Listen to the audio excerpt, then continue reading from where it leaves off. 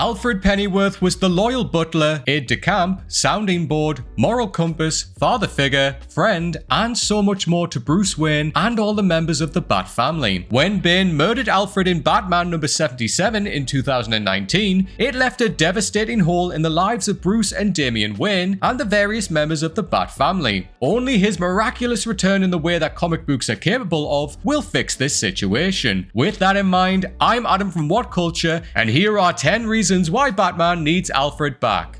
Number 10. Because he's Alfred. The main reason why Alfred Pennyworth needs to be returned to the world of DC Comics is that it is a far lesser world without him. The world of every single person that he has ever met is diminished by his passing. Pennyworth was polite, loyal, trustworthy, and never afraid to voice his opinion or extend his hand in friendship. Alfred was just a genuinely good man, a faithful friend, and a father to heroes. It's impossible to overlook the fact that Alfred is responsible for raising, or helping to raise, no less than 5 of the most skilled heroes in the world. He has single-handedly kept Batman alive on more than one occasion, as well as keeping the Dark Knight from going too far into the darkness. Through his decency, his friendship, and occasionally his pointed wit, he raised 4 young boys whose lives turned them from terrible tragedies into good men. Alfred wasn't a superhero, and he never wore a cape. He was a decent shot with his shotgun, but he was never a marksman or a weapon expert. Simply, Pennyworth was a good man who cared about his sons. He was a loyal butler who was excellent at his duties, and he was an aide to heroes, doing everything that they needed him to do so they could save the world. And in his own way, that made him the greatest hero of all. Number 9. The Bat family and beyond. Alfred was an instrumental part of the Bat family, and he had a relationship with each member of the team. He mourned the death of troubled second Robin Jason Todd and saw how Bruce began to lose himself after that death. Pennyworth was surprised when young Tim Drake deduced the identities of Batman and the first Robin and went to Wayne Manor to confront them. It was Alfred that allowed Tim to wear the Robin costume and took him to help save Batman and Nightwing from Two-Face. The Dark Knight put the butler in charge of Drake's initial training to become his third boy wonder. Even though she was an infrequent visitor to the Batcave, Alfred was friends with Batgirl and made sure that Barbara Gordon was well taken care of after she was shot by the Joker. More than one Alfred prepared meal found its way to Oracle's door in the early days of her recovery. It wasn't just members of the Bat family who appreciated Alfred. Many other heroes and everyday people respected Alfred Pennyworth and considered him a friend. Lucius Fox was friends with him, and there were even rumors of a one-time romance with Dr. Leslie Tompkins. And no less than Superman considered Alfred to be a great man. The Man of Steel said the world would be lost without the heroes Al raised and without his kindness and wisdom. Number 8. Damian Wayne.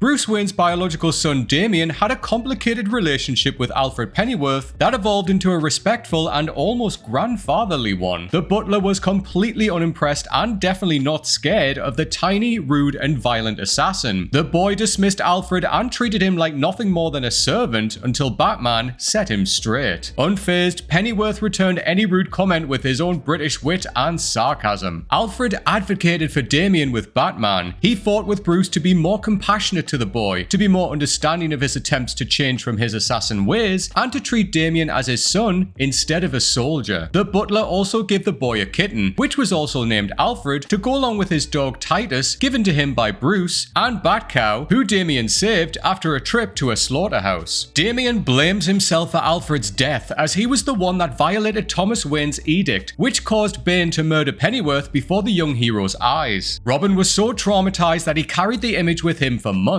He had the opportunity to resurrect Alfred via a Lazarus pit, but he knew that his friend wouldn't want that, and it wouldn't be him. Near death during the fight on Lazarus Island, Damian believed he heard Alfred spurring him to get up and fight. Number 7. Dick Grayson. Alfred Pennyworth and Dick Grayson had a very special relationship. Dick considered Alfred to be his second father after Bruce Wayne, and Alfred made a concerted effort to make sure he was as much of a friend as he could be to the young boy, more so than he had ever been with young Bruce. Instead of chastising young Grayson for using his superior skills in taking on a group of bullies while out of costume, Alfred commends him, saying not all heroes wear capes. Alfred made sure to pay attention to the legal situation of Tony Zuko Zuko, the man that killed Dick's parents, and every time the mobster came up for parole, the butler would plead with the board to keep him in jail. He did this for 11 years without telling either of his surrogate sons until Zuko was eventually released. Pennyworth also made sure that Grayson knew that even though Batman fired him in Batman number 408, Dick would always have a home in Wayne Manor. It was revealed in Nightwing number 78 that Alfred was a billionaire, and he left all his money to Dick Grayson after his death. In the accompanying letter, Pennyworth stated how proud he was of his son, and how he knew he was the perfect person to leave the money to because he would see the money as an opportunity to help others. Number 6. The Batcave. While Batman and each of the Robins work to maintain the Batcomputer, the Batmobiles and other vehicles, and the equipment they carry in their utility belts, who is taking care of the Batcave? Alfred looked after many functions in the cave while the dynamic duo were out on patrol and throughout the day. Without Alfred there, who was there to clean the glass on the display cases in the trophy room and the costume cases in the cave? Who is going to dust the robotic dinosaur or shine the giant penny? When Batman and Robin tear their costumes, which is frequent, who is going to mend them without the ever-faithful butler around? It goes without saying that the bats in the Batcave were not housebroken. The technical term for bat excrement is guano, and while surely covers and barriers were put in place to keep it off the more sensitive equipment, these are flying animals, and the guano would need to be cleaned up on a regular basis. It is somewhat hard to picture Batman in his cape and cowl mopping the floor of the Batcave or cleaning bat poop off the dinosaur's nose. Number 5. Wayne Manor.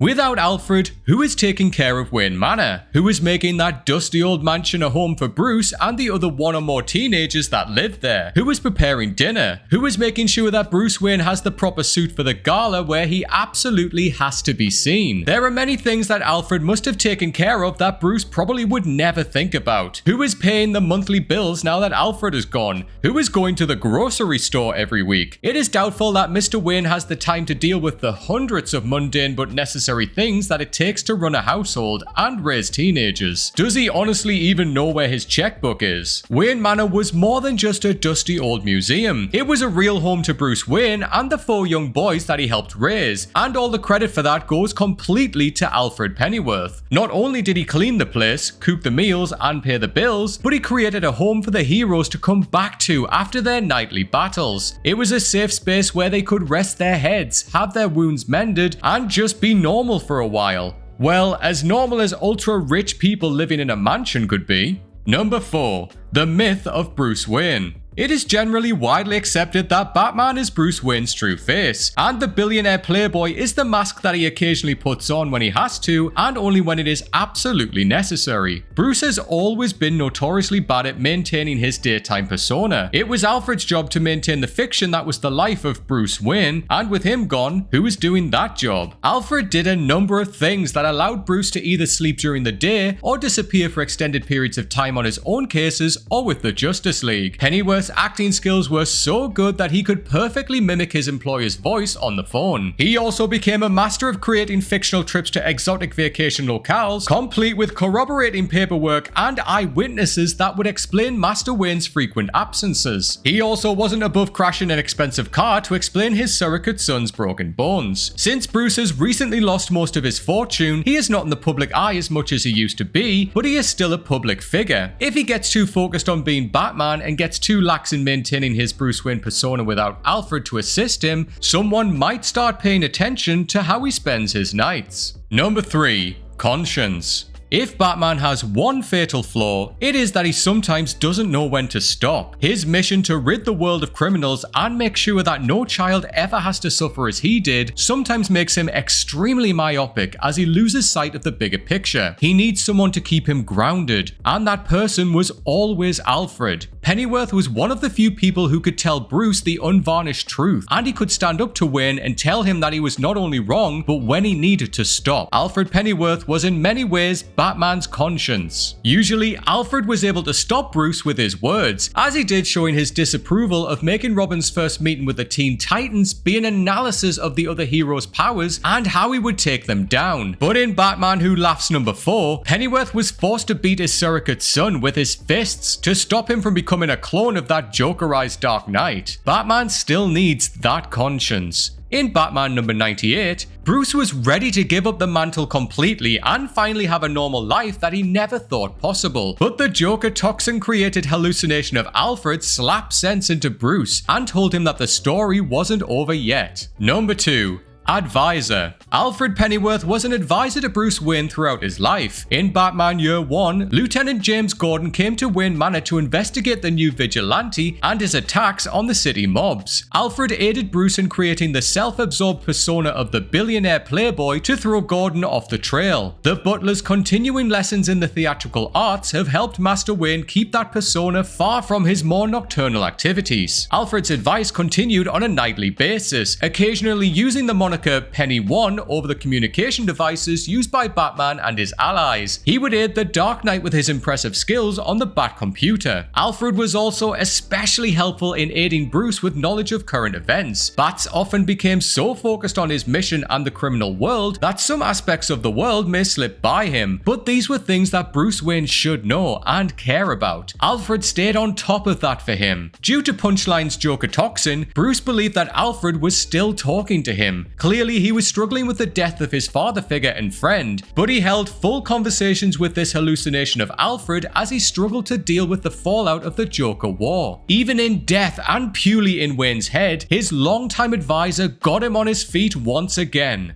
Number 1. Father figure. Alfred Pennyworth has been the surrogate father for Bruce Wayne for most of Master Wayne's life. When Bruce Wayne was 4 years of age, Alfred came to work for Thomas and Martha Wayne, replacing his own father Jarvis, who had served the Wayne family for many decades. It was 4 short years later that the faithful butler was called by Officer Jim Gordon to the Gotham police station to collect the traumatized young boy. It was that night that Pennyworth promised he would do everything in his power to protect Bruce. Alfred and Dr. Leslie Tompkins were made Bruce's legal guardians. Raising the young boy was far from easy, as he had already made the vow at his parents' grave to avenge them. Young Bruce did not engage with other children and had few friends. His withdrawn, sullen nature and his wealth isolated him. Conversely, it made the bond between the boy and his guardian that much stronger. Bruce left at his earliest opportunity to travel the world and learn the skills that he would eventually need. And while their contact was limited and the absence hurt Alfred, they fell right back into their familiar roles upon Bruce's return. Pennyworth continued to serve in the role of surrogate father, giving Batman advice, tough love, and occasionally leaving when necessary if it made a point. It is something that is missing in the now adult Wayne's life. And as always, let us know what you think of our list in the comments section. And also let us know what is your favorite Alfred Pennyworth moment. If you want to follow me on socials, I am at Strawn87 on Twitter and on Instagram. Come and say hello to me on there. Thank you for watching, everybody. I hope you enjoy the rest of your day, and until next time, take care.